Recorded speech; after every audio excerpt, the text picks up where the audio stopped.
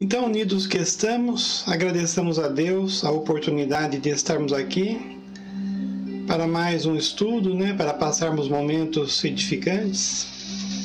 Para tanto que os bons espíritos permaneçam conosco, estejam também em todas as casas que estão participando, garantindo a harmonia e a paz em todos os lares.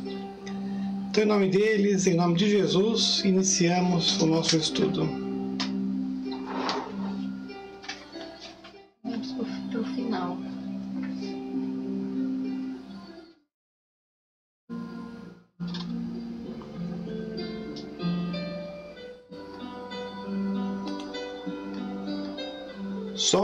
Meu som tá aí?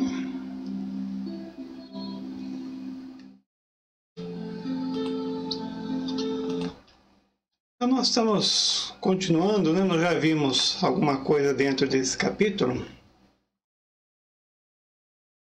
A Ivanilda também entrou, a Carol. Então esse assunto é duração das penas futuras.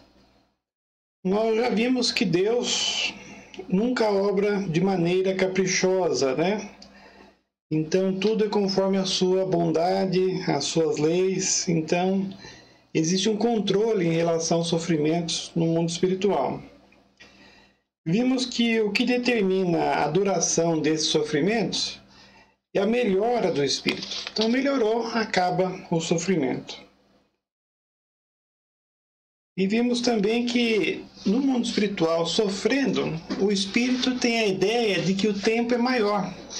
Uma porque ele não dorme lá no plano espiritual, você fica 24 horas acordado, e quando você está sofrendo, parece que o tempo passa mais devagar, é como aqui, Aqui, se você estiver fazendo uma coisa que você gosta, o tempo passa rápido.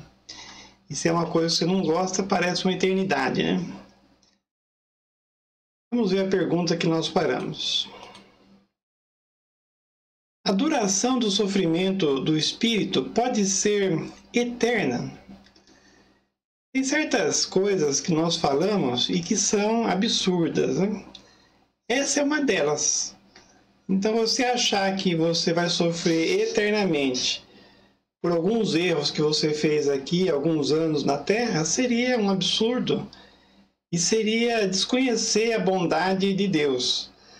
Mas nós temos muito esse hábito, de falar as coisas sempre em sentido genérico. Só que essas coisas, elas vão incutindo na nossa mente. Por exemplo, às vezes você tem um problema com alguém e você diz, ninguém gosta de mim. O mundo inteiro não gosta de mim.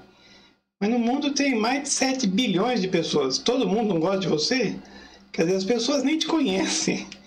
Mas a gente generaliza, só que quando você fala isso, ninguém gosta de mim, tem um peso muito forte.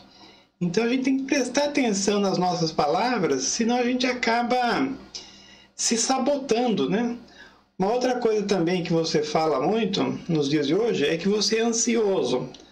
Então a pessoa fala assim, nossa, eu sou uma pessoa muito ansiosa. O tempo todo você fala isso para justificar que você não tem paciência de esperar as coisas em alguns momentos. Mas na verdade, ninguém é ansioso o tempo todo. Tem momentos que você está feliz, que você está tranquilo, que você está em paz. Então você está ansioso, não você é ansioso o tempo todo. Só que se você colocar esse clichê para a sua vida, vai fazer muito mal. Porque você vai falar tanto para você mesmo que você é ansioso, que você não vai pensar ao contrário.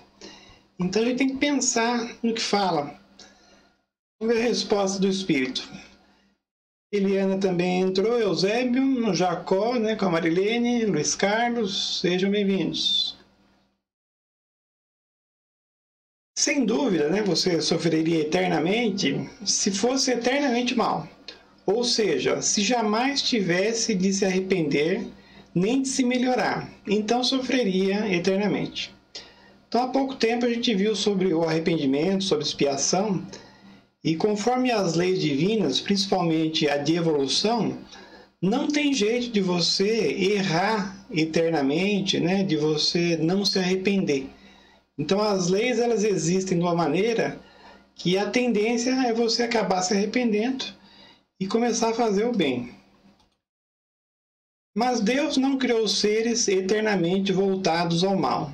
Criou-os apenas simples e ignorantes, e todos devem progredir num tempo mais ou menos longo, de acordo com a própria vontade. Então não tem jeito de você ficar estacionário. Às vezes você estaciona moralmente, mas como intelectualmente nunca você para de progredir, as responsabilidades dos seus atos, ficando cada vez maiores, você vai, se insistir no erro, sofrer cada vez mais. E como ninguém gosta de sofrer, à medida que você desenvolve a inteligência e aumenta os seus sofrimentos, por você não mudar os seus pensamentos e as suas atitudes, você acaba chegando à conclusão que tem que melhorar, né? Então a melhora, o fazer o bem, é a força das coisas. Até quando a gente estuda sobre o progresso, eu acho que não chegou ainda sobre o progresso no estudo que a gente está fazendo na terceira parte. Diz que o progresso é como se fosse uma roda de pedra enorme. E as pessoas que se opõem ao progresso seriam como grãos de areia. Então, quer dizer, aqueles grãos de areia tentam deter o progresso e são esmagadas. Então, uma força tão grande que não dá para você resistir. Esta pode ser mais ou menos retardada, assim como há crianças mais ou menos precoces. Mas cedo ou tarde ela se manifesta por uma irresistível necessidade que o espírito sente de sair da sua inferioridade e ser feliz. Então, como você não gosta de sofrer, chega uma hora que você chega à conclusão que a única maneira é fazer o bem, né? Então, na verdade, o mal ele está muito associado à ignorância mesmo. Então, enquanto você não sabe, você pode continuar fazendo as coisas erradas.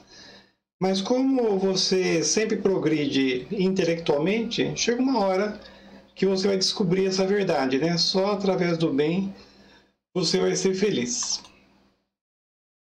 A lei que rege a duração das penas é, portanto, eminentemente sábia e benevolente, pois subordina essa duração aos esforços do espírito, jamais lhe tirando o livre-arbítrio. Se dele fez mau uso, sofrerá as consequências disso. São Luís. Então, quer dizer, a duração das penas ela está relacionada ao seu arrependimento e à sua melhora. Então, se você quiser insistir no erro, nas maldades e sofrer cada vez mais, pode. Mas ninguém gosta de sofrer, então a tendência é um dia você acordar e melhorar.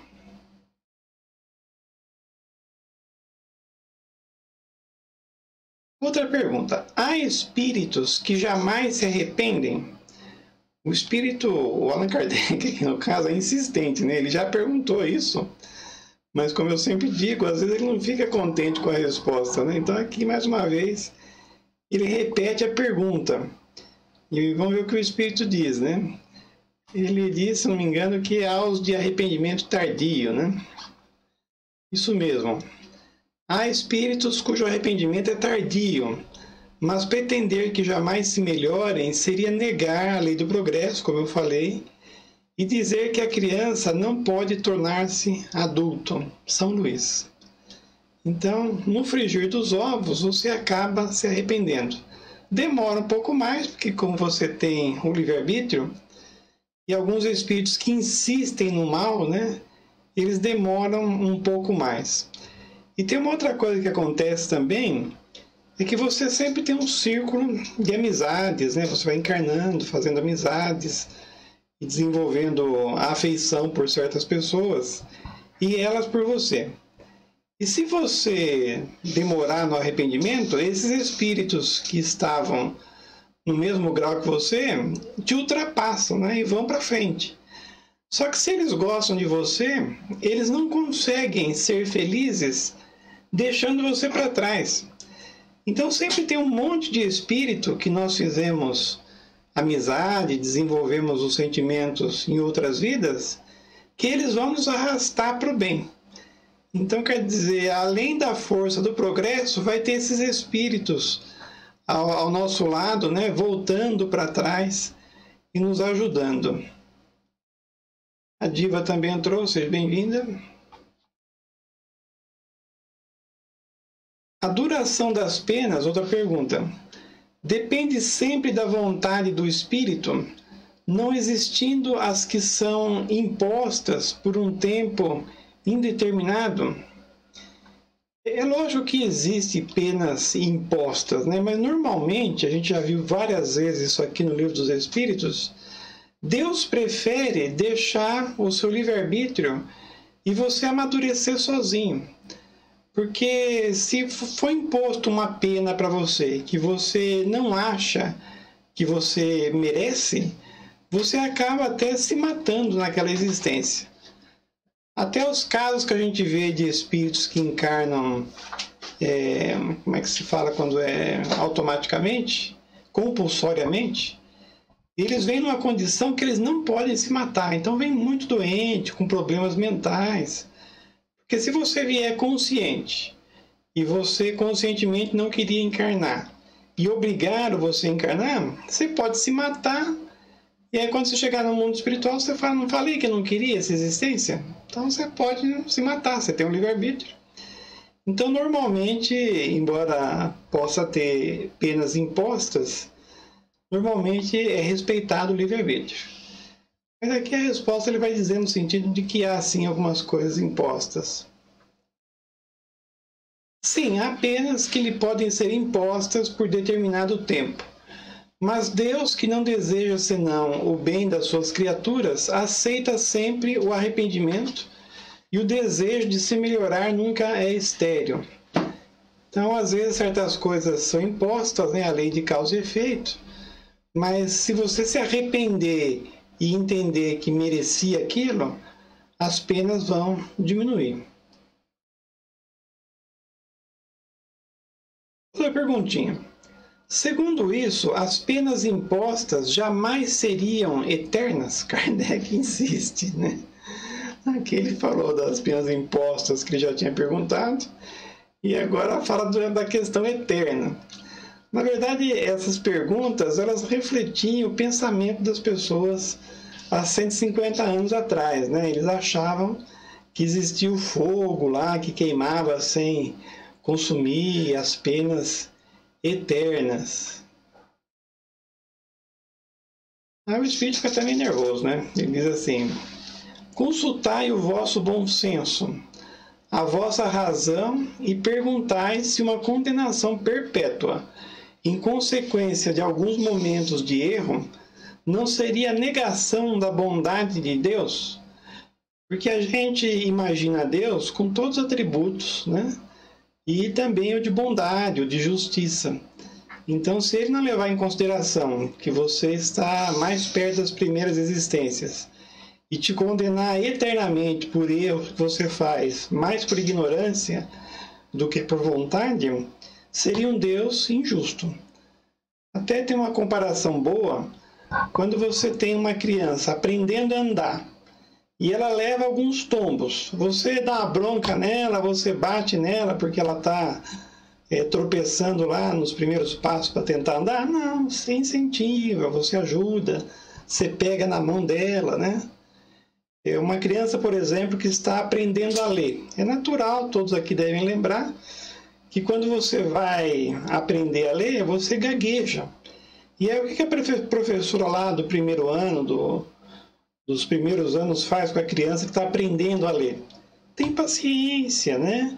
Dá mais oportunidades, fala para a criança treinar, não dá nenhuma consequência negativa, porque é natural, né, que ela gagueje nas primeiras tentativas, mas depois vai engrenar. Deus faz a mesma coisa com a gente. Então você erra e ele leva em consideração o grau que você está, o que você não sabe. Então a sua justiça, ela é toda revestida de misericórdia.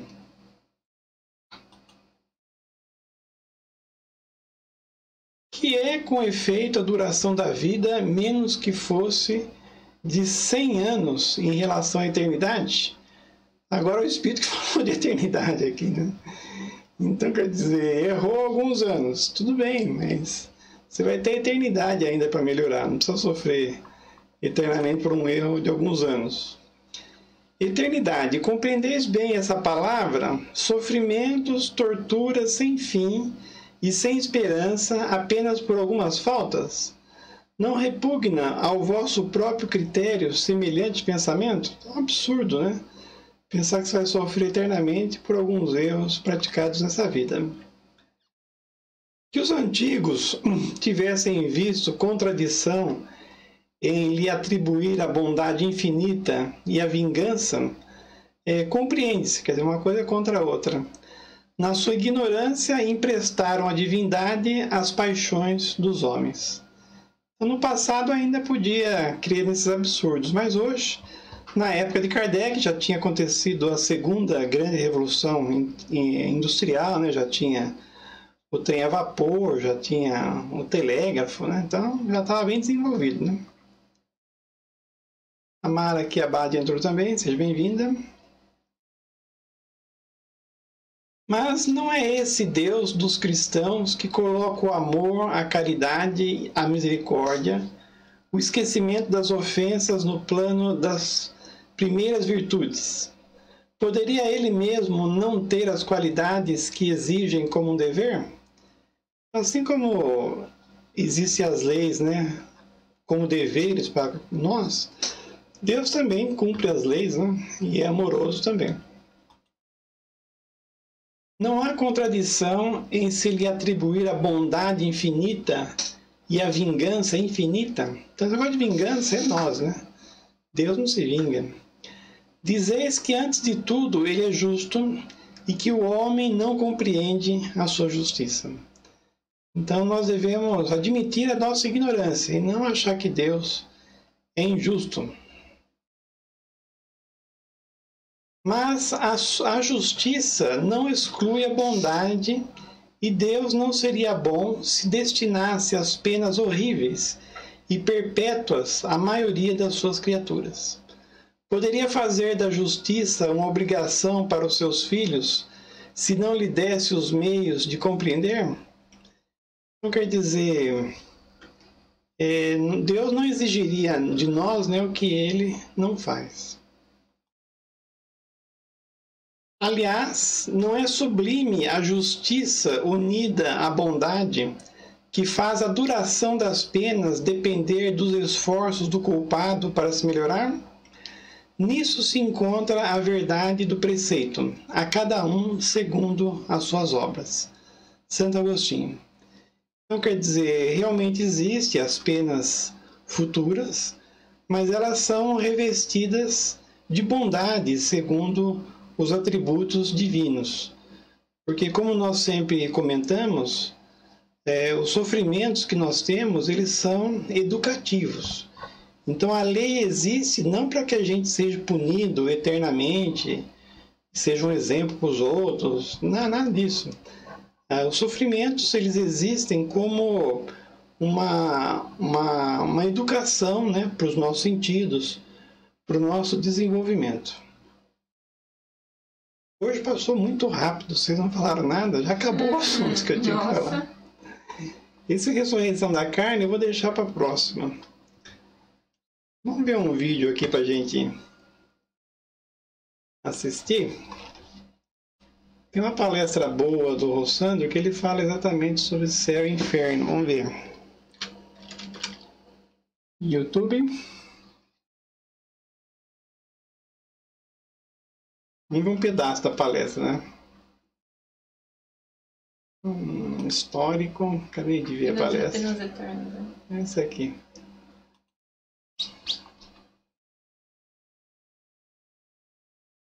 Na filosofia, o sofista é uma escola pré-socrática que tem a capacidade de criar um raciocínio tão lógico, mas tão lógico, que você julgava que era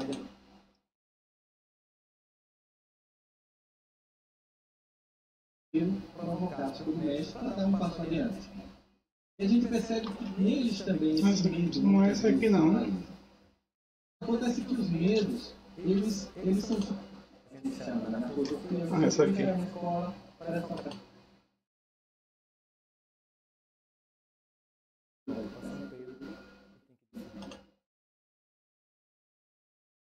Aí o Senado é chamado de Senado. Então, para criança ter esse tipo de condições, não dá para a gente ficar ali, já a gente tem que dar uma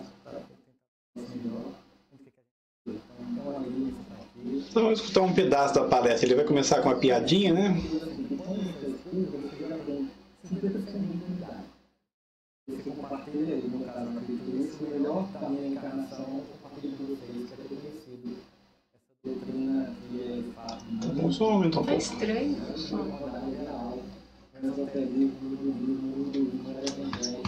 Eu vou tirar o meu som aqui. As coisas que eu ouvi antes de chegar aqui sobre o espiritismo, né?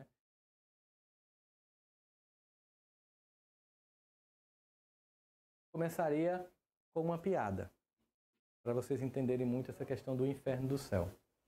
Morreu um senador da República do Brasil.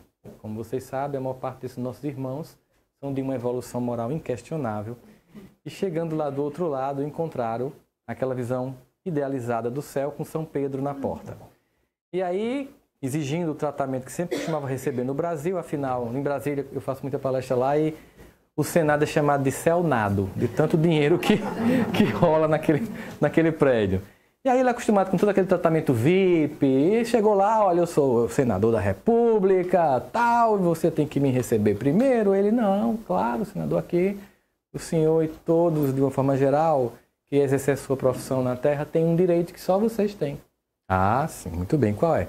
Passa-se um dia no céu, experimenta as sensações celestes, depois passa um dia com o capiroto lá embaixo, vê se sintoniza com ele e no final decide, mas uma vez que se decidir, não pode mais mudar. Ele, beleza. Tá. Aí ele foi para aquele céu escrito contemplativo, de ócio, né? Anjinho cantando, manjar, harpinha, tlim, Deus sentado numa inércia absoluta, só sendo louvado e cultuado. Ó, Pai Celeste, aquela coisa todinha, o tempo não passava, a hora não passava, ele... Ai, meu Deus, que saco que esse céu é. Aí no outro dia desceu pro inferno, chegou lá, era mais ou menos como se fosse Angra dos Reis, uísque, 12 anos, de verdade, aquelas garotas de programa de Brasília, belíssimas, que parecem a Gisele Bündchen, os colegas, lembra daquele esquema que a gente pegou e a gente comprou aquele apartamento em Miami, ai, o dia passou que ele nem percebeu. E aí, ele volta para São Pedro, e tem que decidir. E São Pedro, eu posso decidir o que... se escolheu, está escolhido. Pedro, olha, eu passei a vida inteira esperando vir para o céu, mas eu prefiro ir para o inferno. Tranquilo, escolha sua, mas lembre-se que não tem volta. Não, eu refleti bem, eu para o inferno. Aí ele desce, quando ele desce, que ele pega na maçaneta quente. Oxe, estranho. Quando ele finalmente abre, aí aquele inferno clássico de Dante. Né? Os treinadores nos caldeirões e os cãozinhos, aquela coisa toda labareda, enxofre. Aí começa a reclamar, cadê o responsável? Quem é o responsável aqui? Aí chega o Satanás. Diz, o que é? Que confusão é essa? Eu tive ontem aqui, não era assim não. Aí um senador que estava mergulhando no enxofre voltava, olha, cara amigo, ontem era propaganda eleitoral.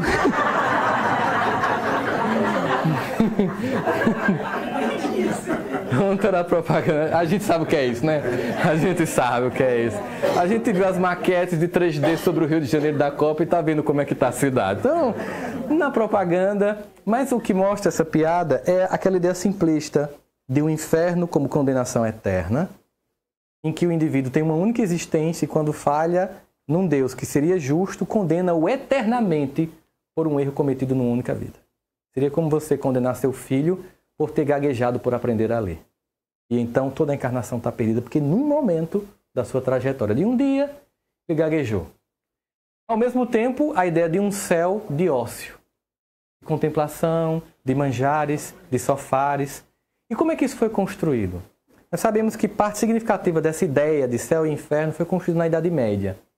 E tem uns porquês muito clássicos. O céu tinha que ser assim porque era uma forma da corte continuar na corte.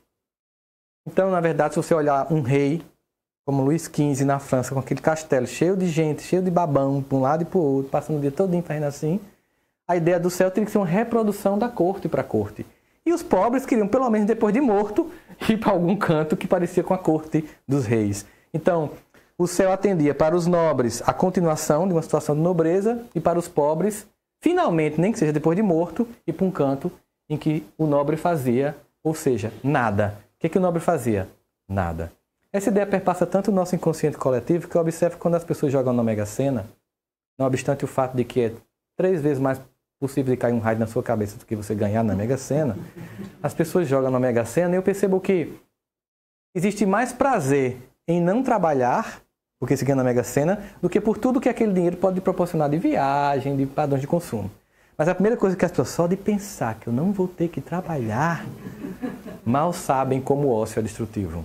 Mas essa ideia de nada fazer ou de condenação eterna, ela foi perpassando o inconsciente coletivo e na medida em que o mundo se preparava com o agito das ciências positivistas, tinha vindo René Descartes, Isaac Newton, Francis Bacon, o mundo estava se preparando para uma revolução de paradigma científico e estava pronto para receber a terceira vertente da revelação que Jesus prometia, quando ele disse, se tiverdes fé, eu enviarei um outro Consolador, que irá vos lembrar de tudo que eu disse e acrescentar coisas que não podeis compreender ainda.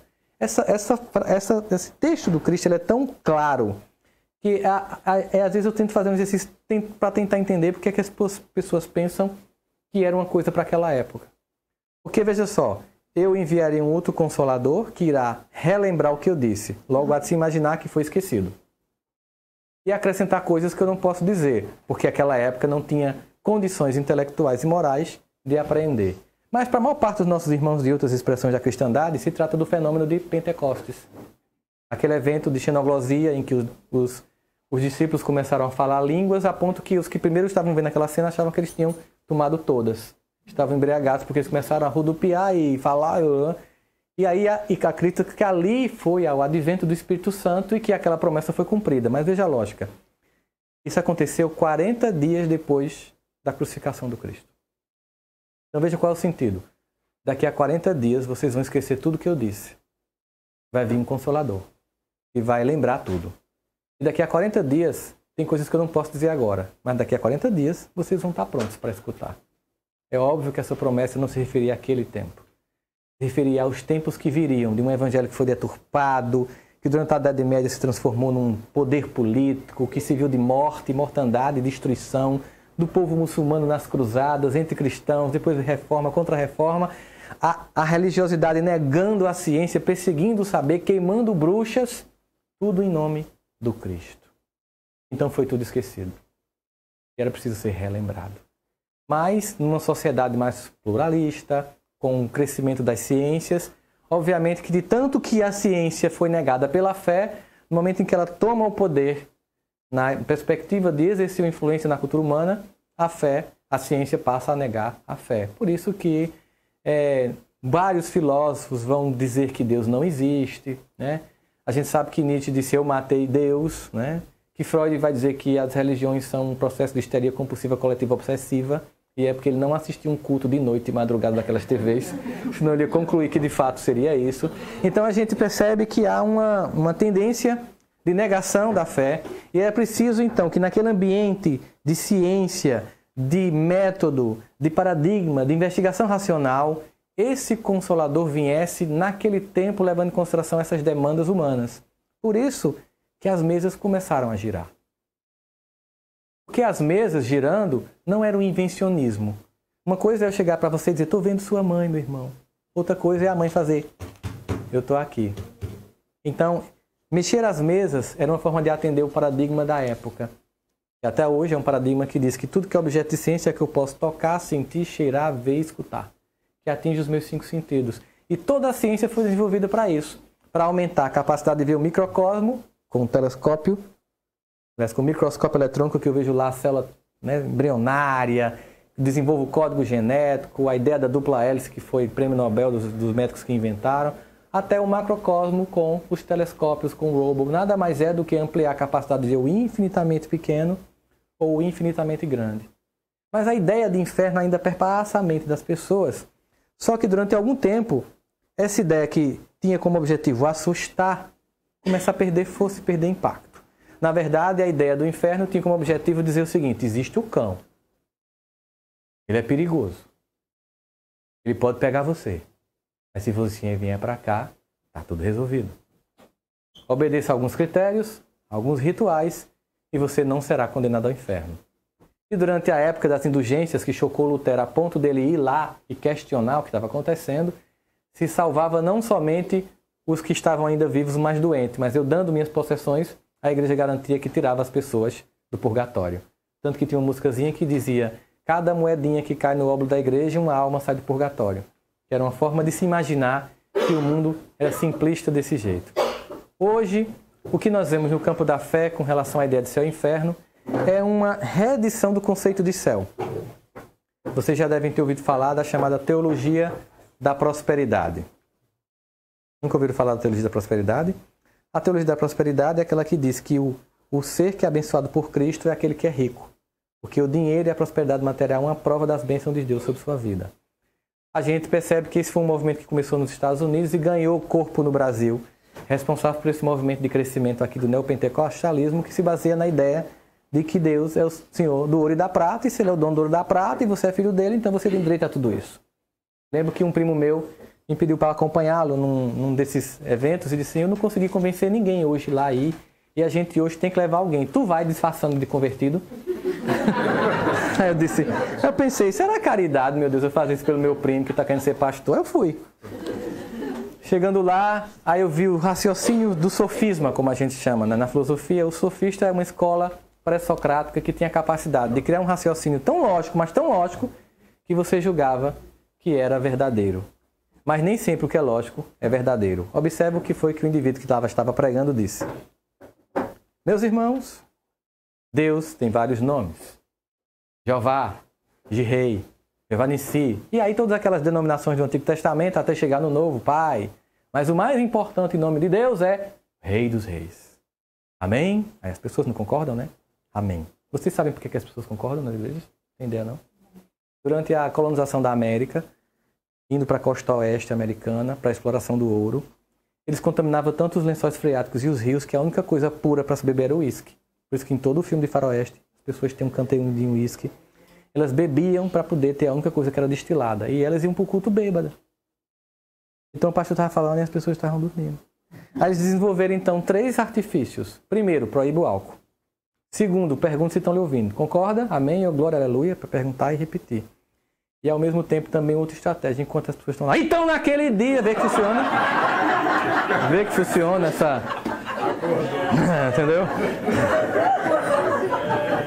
Paraibano sem futuro esse, hein? Então, essa oratória assim, bem que a gente vê, ela vem dessa época. E o amém, ou glória, aleluia, misericórdia é para você concordar com o que eu digo sem ter tempo de refletir. Porque você tem que ficar dizendo como todo mundo está dizendo, você diz, mesmo que eu diga uma abobrinha. Eu lembro que uma vez eu estava na igreja e a pastora, porque não sei o que, e todo mundo amém, ou glória, aleluia. E a mulher foi violentada, ela disse, ô glória! Aí ela fez, que glória, gente, presta atenção, misericórdia. Enfim, a maior parte dos nossos irmãos que fizeram a reforma protestante nas igrejas clássicas são pessoas de uma seriedade e busca do evangelho inquestionável.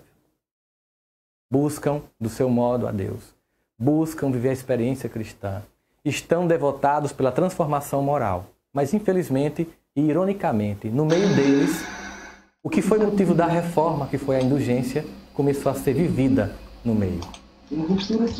Tá muito bom, mas depois vocês podem assistir, olha. O tema é esse, penas eternas e céu contemplativo, né? Mas deu para complementar aí o nosso estudo, né? Sobre penas futuras. Tá o meu som aí, Lili? Tá. Muito bem. Vamos fazer as nossas vibrações, né? Eu tenho a vibração aqui do filho da diva, né? O Rodolfo Decresce, que está internado, espero que já esteja melhor. Tem o Francisco de Moraes também, que está internado, o Francisco também? Está entubado. Está entubado.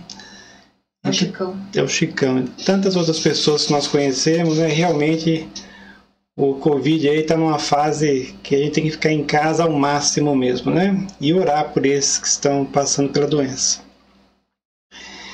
Vamos voltar ao nosso som aqui.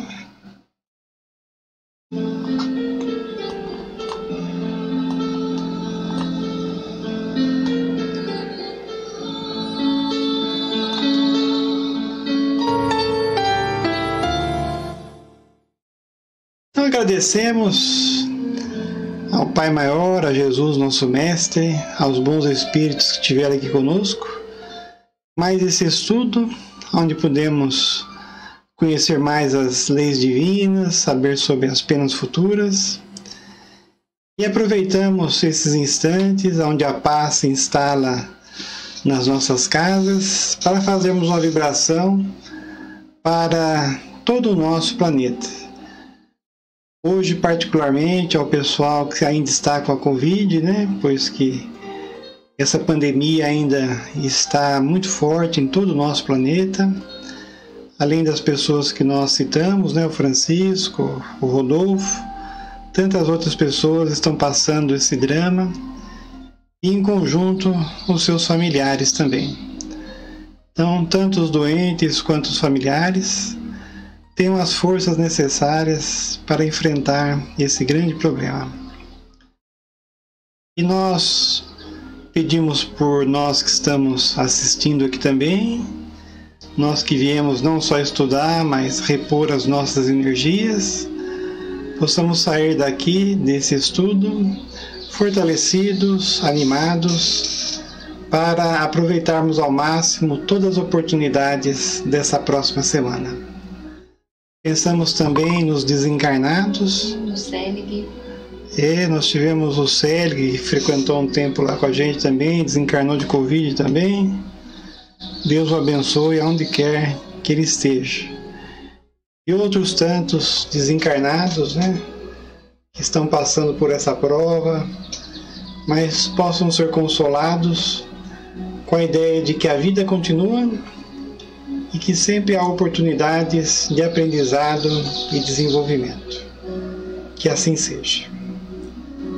Agradecemos a presença de todos, bom domingo a todos e até o próximo sábado, nesse mesmo horário, às 20 horas.